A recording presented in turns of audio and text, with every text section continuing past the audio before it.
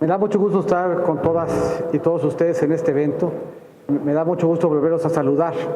Hace apenas un año tuvimos la oportunidad de encontrarnos justamente en este foro y algunos días después tuvimos oportunidad de hacer el mismo recorrido de las maquetas para darnos una idea del tamaño y del potencial de este sector. Y quisiera empezar agradeciéndoles. El año pasado que nos vimos, México enfrentaba una crisis de confianza muy relevante. Una crisis de confianza que llevó a varios actores a detener sus proyectos de inversión. Pero la ADI piensa en México y piensa en el largo plazo. Y desde esa perspectiva, en un momento en donde el país estaba buscando certeza, en un momento donde queríamos mandar la señal de que en México se podía planear de largo plazo, en un momento en donde había severas dudas de confianza que se reflejaban en nuestros mercados, la ADI hizo un anuncio de inversión muy importante. Un anuncio de inversión que casi duplicó lo que originalmente se había pensado comprometer. Un anuncio de inversión que este año se reitera y que vuelve a mandar la señal de que cuando México necesita a la ADI, que cuando México necesita que este sector le apueste al desarrollo del país, la ADI está presente y yo hoy se los reconozco y se los agradezco.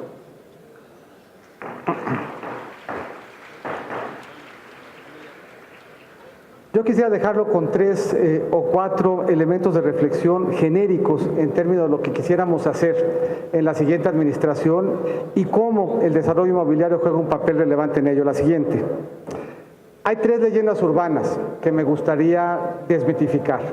La primera de ellas es que México siempre será un país en vías de desarrollo. Lo oímos recurrentemente, nos quedamos siempre cerquita, pensamos que la promesa de desarrollarnos está al alcance de la mano y poco a poco sentimos que se nos desvanece esa posibilidad. Sin duda, México está en posibilidad de dar ese brinco. Ahí vemos un mapa del mundo en 1910 y tenemos 2 ejes, esperanza de vida del lado izquierdo, el ingreso per cápita en el eje de las X. Y lo que vemos es en general un mundo en 1910 en donde la gente vivía poco y tenía pocos ingresos, en donde en general estábamos concentrados el que mejor, abajo de $9,000 per cápita en dólares de hoy y con esperanzas de vida que navegaban abajo de los 50 años. Y podemos ver cómo de 1910 a la fecha fuimos creciendo y fuimos evolucionando. Ahí se va México, más o menos donde está Venezuela, se ve la crisis del 29, la Segunda Guerra Mundial, ahí se ve el desarrollo estabilizador y a México creciendo de manera importante, atrás se ve a la India y China, se empieza a ver la crisis de 82, la crisis de 94, la crisis y la recesión del 2000, la del 2009 y finalmente la fotografía del mundo hoy. De esa fotografía se aprecian varios elementos muy interesantes. Primero, cuando vemos el nivel de desarrollo de los países y lo contrastamos contra un índice de Estado de Derecho, nos queda claro que a mayor Estado de Derecho, mayor nivel de desarrollo, a menor Estado de Derecho, menor nivel de desarrollo. Y alcanzamos a ver una dispersión mucho mayor en el 2015 de la que veíamos en 1910. Esto es, hay países que viven hoy muy parecido a como se vivía hace más de 100 años. Y hay países que alcanzaron un nivel de desarrollo muy importante. México está más o menos a la tercera parte de la tabla. Eso quiere decir que si queremos dar un brinco hacia los niveles de desarrollo adicionales y superiores, tenemos que mejorar sin duda nuestro Estado de Derecho. Ahora, mejorar el Estado de Derecho se ha convertido en algo que decimos con mucha frecuencia. Y realmente el reto es traducirlo. ¿Qué quiere decir que México tenga un buen Estado de Derecho? ¿Qué tendríamos que hacer para alcanzar? La siguiente. Si revisamos todo ese mapa del mundo, podemos encontrar muy diferentes razones por las que los países se desarrollaron de distinta forma, unos más rápidos que otros. Pero un elemento fundamental, un elemento interesante, es que hay países que tienen mejores reglas del juego que otros. Y tener buenas reglas del juego hace una enorme diferencia. Y la historia nos ofrece 4 ejemplos interesantes.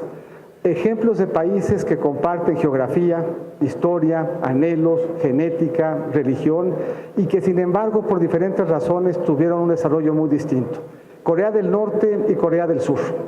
La misma península, la misma geografía, la misma historia. Hoy en Corea del Norte se vive 10 años menos que en Corea del Sur y la talla de los coreanos del norte es menor que la de los coreanos del sur y la diferencia fundamental es Estado de Derecho.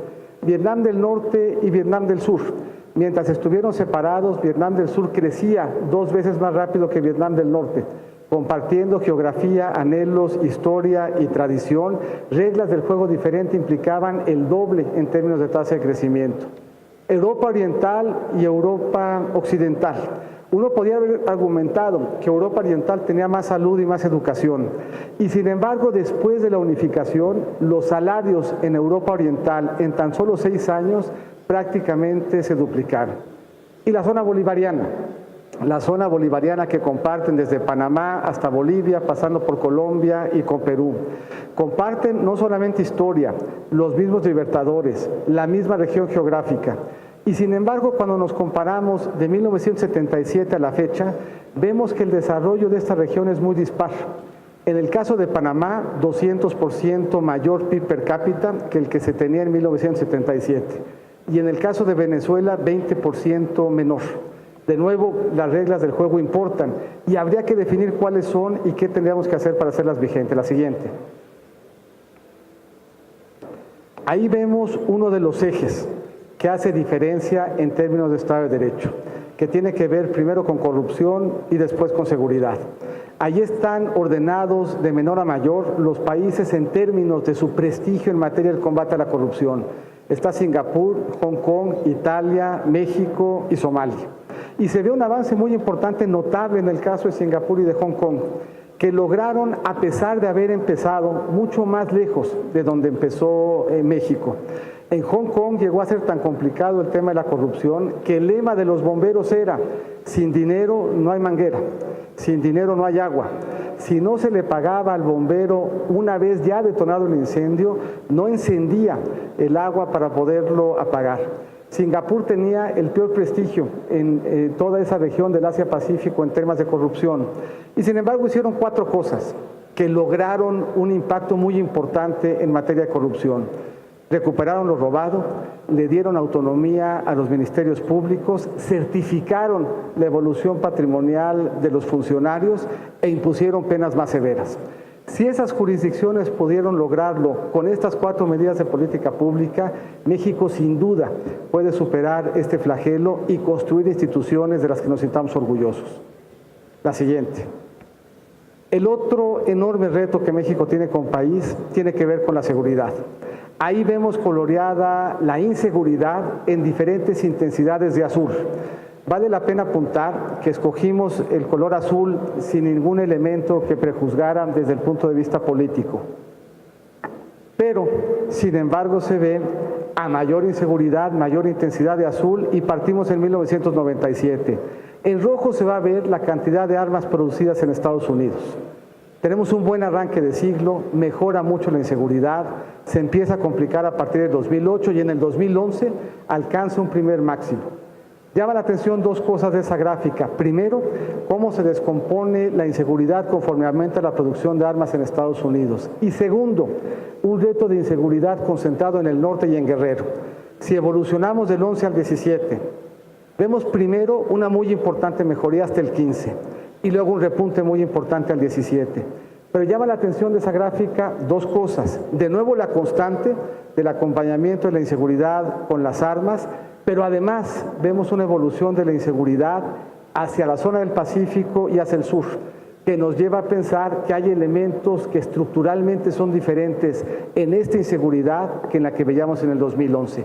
Pero vemos la constante de las armas y eso nos hace pensar que además de una política de prevención, tendríamos que hacer 4 elementos adicionales. La que sigue. Ciertamente quitar las armas. Se estima que en México hay entre 500,000 y 1,5 millones de armas. Eso nos ubica en 3 veces más armas que las que tiene el ejército de Guatemala y en casi el equivalente a las armas que tiene el ejército de Canadá. Tenemos, igual que en materia de corrupción, que poderles quitar el recurso a la delincuencia organizada. Tenemos que mejorar nuestras policías, tanto en número como en capacitación. Y tenemos que abandonar el concepto de que seguimos viviendo en la época de los bandidos del Río Frío. Ninguna de las 32 entidades define de la misma manera a la inseguridad. Y eso quiere decir que aunque tengamos buenos policías y buenos ministerios públicos, si no hablamos el mismo lenguaje delincuencial, poco vamos a hacer en materia de combatirlo y de ofrecerle a los ciudadanos mejores resultados.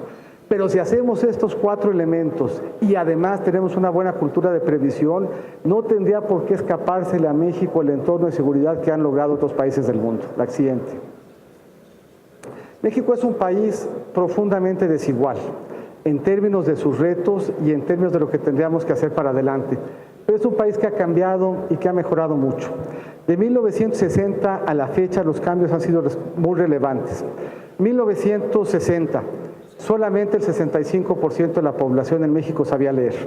El 35% de la población no sabía leer ni escribir. Hoy es el 96%. En 1960 solo el 20% de la población había terminado la primaria. Hoy es el 95%. En el 60 solo el 5% de la población había terminado la secundaria y solamente el 2% había terminado la preparatoria.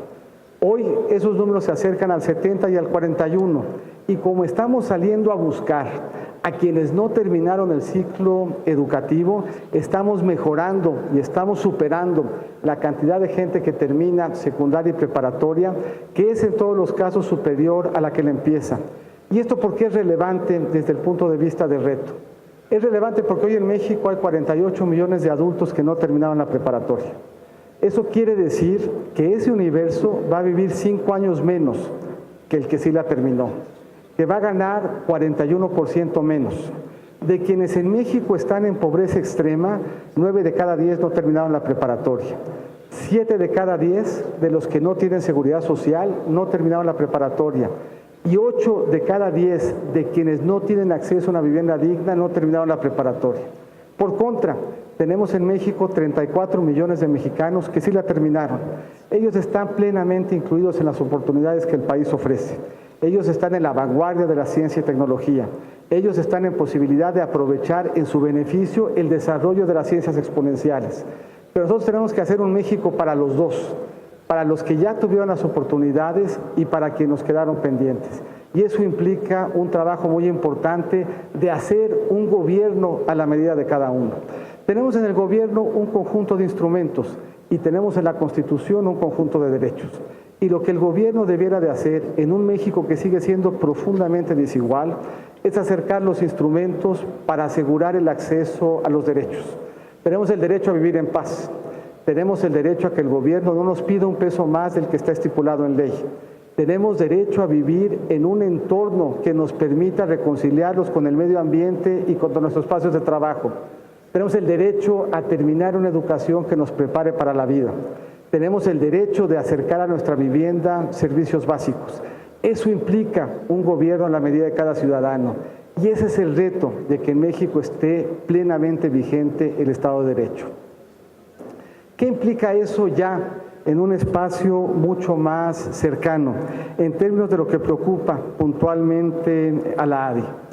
Implica el que trabajemos de la mano en desarrollar la economía familiar por la vía del desarrollo inmobiliario. Ubico algunos datos en perspectiva que ustedes conocen bien.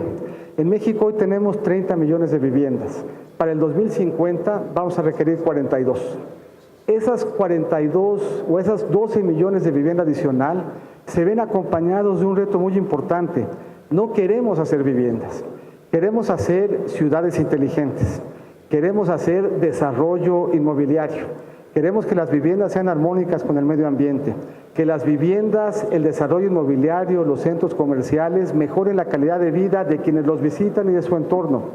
Queremos además generar patrimonio familiar e inmobiliario. Aquí hago una aclaración.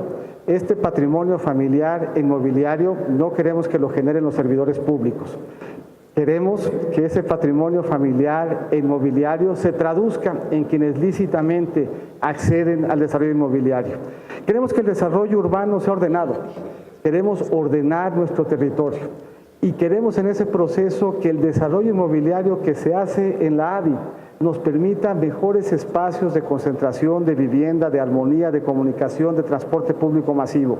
Las ciudades se van a reinventar en los siguientes años. Y hoy la frontera de lo que México será en potencia se ve en el caso de la ADI. Queremos además reconocer el papel de la ADI como motor del mercado interno. Y regreso a donde empecé, en un año muy complicado. en donde lo que estaba al centro de nuestro esfuerzo es que no se cayera la inversión, la ADI renovó su compromiso con México. Anunció el año pasado 32,000 millones de dólares de inversión. Lo anunció en un año muy complicado. En este evento volvió a anunciar una cifra superior incluso, casi 36,000 millones de dólares. Y eso implica dinamizar y traducir las capacidades que tenemos de financiar para que mejore la calidad de vida de nuestro país. Y aquí pongo un dato que a mi juicio es relevante. Somos uno de los países del mundo que ha desarrollado las mayores capacidades de financiamiento. Ahora que revisábamos las maquetas, veíamos atrás de cada una un CERPI, un SECADE, un proyecto estimulado con banca de desarrollo, un proyecto apoyado por la banca comercial. Esto es, prácticamente cualquier proyecto que tenga una utilidad que lo haga bancable puede ser desarrollado en México. En lo que va de la administración, en los últimos 5 años, la ADI ha echado a andar más o menos un proyecto cada 3 días. Estos son más de 100 proyectos al año, casi 600 proyectos en los últimos 6 años. Y cada uno de ellos ha transformado la realidad del país y de quien tiene acceso a ellos para bien. No hay que preguntarnos solamente qué implica el desarrollo inmobiliario hacia adelante. Tan solo ver lo que implicó para el país en 2016 nos da alguna idea de por qué hay que estar cerca, por qué hay que estimularlo y por qué hay que desarrollarlo. En los últimos 3 años, el desarrollo inmobiliario creció al doble de lo que crece el PIB. El desarrollo inmobiliario detona el desarrollo de más de 40 industrias, desde el hierro, el acero, el cemento, la madera y el aluminio. La ADI y sus 79 asociados habían realizado ya inversiones en México que eran órdenes de magnitud superior a todo lo que invirtió Brasil en infraestructura para su último mundial, prácticamente el doble. Un proyecto nuevo cada 3 días, 6 de cada 10 proyectos impulsados por la ADI. El empleo que genera al sector implica casi el 10%, el 8.4% de todos los empleos formales del país. Si uno le quiere apostar a México, tiene uno que empezar por apostarle al desarrollo inmobiliario. Quisiera dejarlo con 2 reflexiones adicionales, con 2 reflexiones que me parecen importantes. La siguiente. Primero, que las campañas importan y que en esta construcción del futuro que queremos, las campañas y las propuestas son relevantes. Las campañas y las propuestas son relevantes porque allí es donde se ganan las elecciones. Esta es una elección cuya campaña todavía no empieza. Si nosotros revisamos los 3 datos que tenemos a la vista, quien punteaba en el 2000 perdió la elección, quien en marzo punteaba en el 2006 perdió la elección, quien en 2012 punteaba la elección perdió 20 puntos en el segundo trimestre. Esto es, hay que estar atento a que las campañas empiecen. Y una vez en campaña hay que estar atento a las propuestas. Uno cree que lo que dicen los políticos en campaña no importa. De hecho, si uno atiende a la estadística, solamente el 4% de quienes me están escuchando ahorita piensan que el político va a cumplir sus promesas. Y sin embargo, cuando contrastamos plataformas con programas de gobierno, nos damos cuenta que las plataformas se traducen en un programa de gobierno más o menos en el equivalente del 66% de la plataforma. Cuando empiece el proceso electoral, la invitación es que estemos atentos, que seamos capaces de contrastar perfiles y propuestas y que le apostemos a la propuesta que mejor puede mantener el rumbo de este país. Ahí se ve lo que comentaba en términos de los punteros y en términos de cómo cambiaron el porcentaje de votos. Poco más adelante se ve el modelo de comunicación política y por qué esta contienda aún nos queda mucho que ver y por qué en esa contienda habremos de acreditar que perfil y experiencia son las que estamos ofreciendo, las que convienen para que a México le siga yendo bien. Yo de nuevo les agradezco la invitación, les agradezco lo que han hecho por México y les agradezco lo que estoy seguro que vamos a seguir haciendo juntos por el país. Muchas gracias y muy buenas tardes.